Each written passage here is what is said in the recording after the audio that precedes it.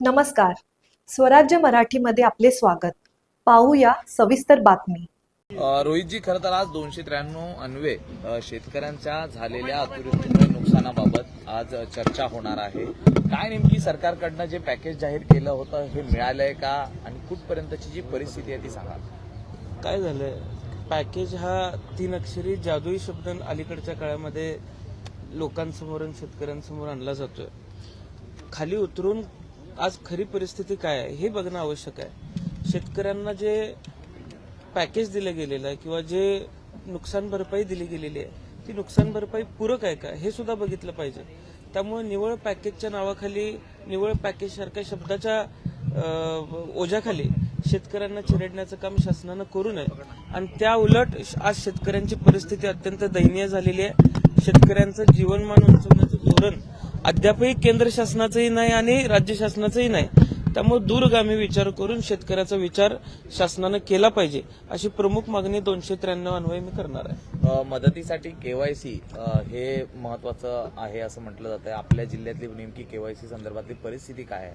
अजूनही काही लोकांच्या खात्यावरती मदत पोहोचलेली नाहीये.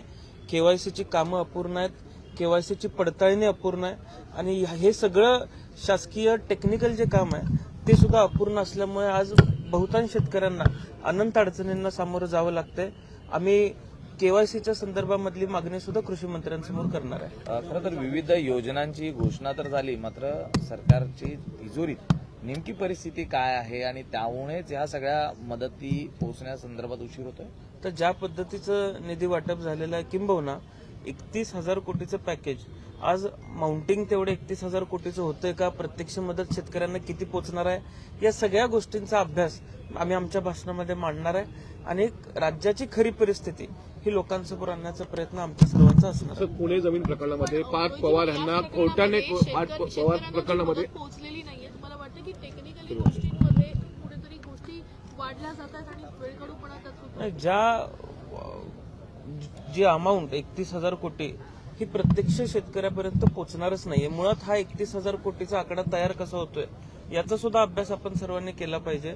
6,500 कोटी ही प्रत्यक्ष मदत कदाचित शेतकऱ्यापर्यंत पोहोचू शकते, इतकंच सध्याचं लिमिट आहे.